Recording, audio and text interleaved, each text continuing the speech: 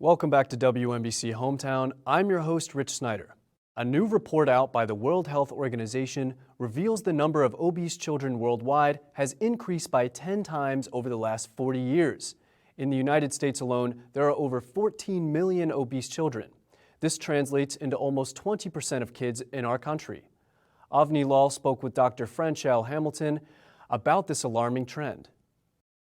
Dr. Hamilton, thank you for joining us today. We know that obesity is an epidemic in our country, especially in children. And children that are obese are more likely to become obese adults.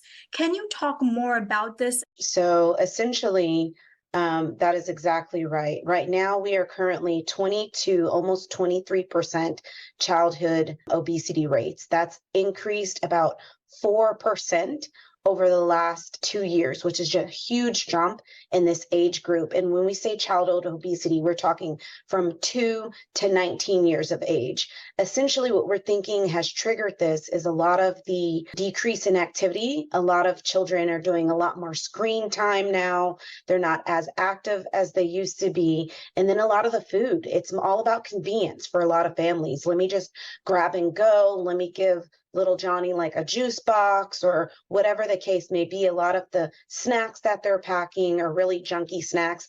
And the combination of this plus genes they may have inherited is causing this increased obesity in children. What are you seeing on the ground, doctor? Some of your patients, what are some of the concerns that you're hearing from parents? Well, one of the things, so as a bariatric surgeon, we are actually performing bariatric surgery earlier now. We've had to adjust our guidelines.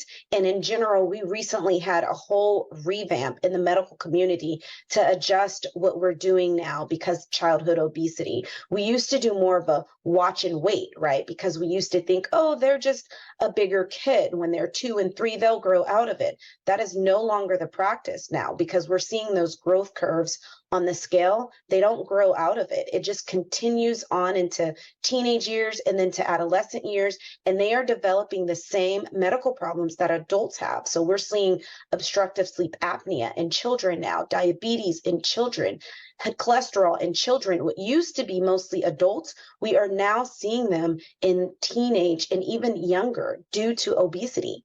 How are parents responding to these new guidelines? Well, as expected, a lot of parents are apprehensive, right? People are, my child may have to have bariatric surgery. Like that wasn't even an option for most parents in their day. We're also starting medications earlier. We're starting nutritionist therapy earlier. Everything has essentially moved downward.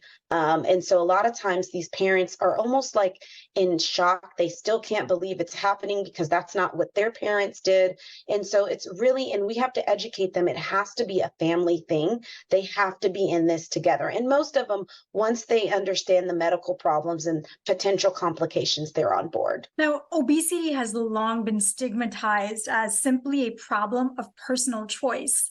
Yeah. But scientific understanding of obesity has transformed since then and is now being treated as a disease, as you stated. Can you talk more about the treatment plans for obese children? Yes. So essentially what we're doing in obese children, and I would like to kind of add on to that, a lot of it's genetic. Now that parents are passing their medical problems and weight issues on to their children, environmental, there's so many different aspects, as you've stated. And so now we're essentially tackling all of those. If I see a child who's obese at the age of 5 or 6, I am incorporating genetic testing. There may be a genetic reason why they're obese.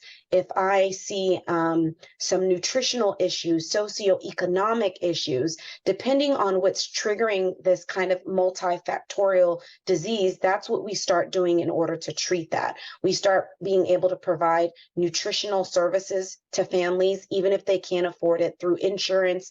We start providing healthier food options, a lot of education, medication even, and like I said, bariatric surgery starting as young as 6 years old now. Talk about the medication therapy, doctor, because as you mentioned, genetics and hormones can play a role in the way a person's body uses and stores energy, right? And this new understanding has been the basis for the development of new drugs. Can you talk a little bit more about that? Yeah, so there is so many medications that are available. And just to let everyone know, there's so many up and coming. And this is actually an exciting field for people who are in this now because we have more targeted medications, right? We used to just have medications that worked on different parts of the brain, the appetite centers, and that caused a lot of side effects. But now we have so many new medications that are more targeted that can decrease the side effects. And actually, we're getting better results. So a lot of these medications, especially these injectables, such as Ozempic, such as Wegovy, that we're able to treat now for different things. And we've seen a great results with weight loss.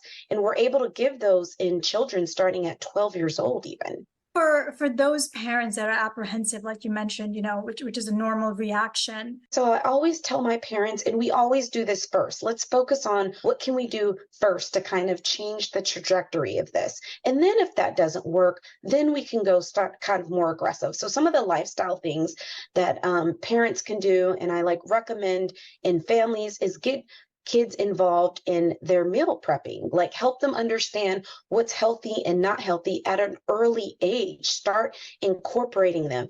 Kids are always watching. They're always watching their parents. And so look how vegetables can be good. They're healthy, and don't necessarily focus on the weight of the child so much, but just about the overall being healthy. So I would get them involved in meal planning, cook healthy meals for them, and avoid shaming and restrictive diets. So once you start seeing kids kind of going above on that scale, bring in, instead of restricting and saying, you can't have this, you can't have that, give them options on what they can have that are just healthier choices. Take a more holistic approach. Make sure they're getting sleep, go out and play with them more physical activity, decreasing their screen time, and let them choose healthier snacks. With my kids, even at home, I let them fix their lunches, and I also let them have a treat, but I make it clear that they have to eat their fruit, their veggie, all the healthy stuff in their lunch first before having that treat.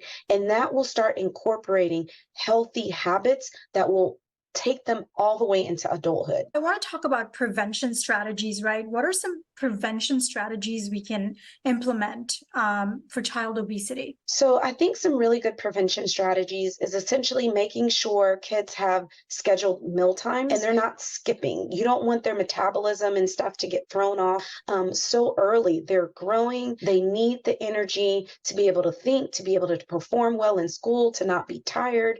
And so I would say a meal schedule for kids is very important, and for them to stick with it. And if they have set times and that they can eat and then continue that, it's okay for them to have healthy snacks, but that's important. I like the fact eating together at dinner. For most parents, I know everybody's on the go, but cooking more in the home is key. There's been data that has shown people who eat out more are automatically more overweight and more obese because of the processed food. So cooking at home as much as possible, especially in those early childhood years, and then that portrays that onto the child where they also want to do that moving on in the future.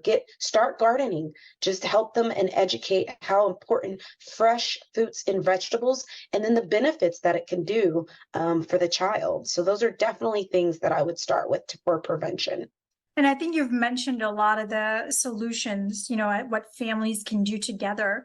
But in addition to all the prevention strategies that you mentioned, can you also share some treatment strategies, including the holistic approaches, the medicine, and the bariatric surgery? Yeah, so one of the things I want to make sure in general people get away from when they notice that their child is weight gaining is figure out why they're eating, and don't shame them, as far as don't use the word overweight. I wouldn't use any of that. Again, everything should be focused in the positive and what you want to do for them and what you want, some of the outcomes that you want for them. And the other thing that a lot of kids do is sometimes their coping mechanisms can be with eating food. Just ensure that your child child, if they're having a bad day at school or a long day or whatever the case may be, doesn't start automatically going for food. A lot of the adults that I treat now and older teens started developing these coping mechanisms early on, where they would just go straight to their room and start eating. So when you have kids who say, I'm hungry, or you find them sneaking food in their room, just ask them, what do you think this is being triggered from? Help them find other ways to cope. Like, oh, how about we go for a walk whenever you're not feeling bad? Just helping kids start developing those healthier coping mechanisms. That's not food, that's not storing candy, and just make sure you're paying attention to what they're doing on a day-to-day basis is definitely going to be helpful. Dr. Hamilton, we're going to leave it there. Thank you for the information. That was Dr. Franchelle Hamilton. We'll be right back with WMBC Hometown.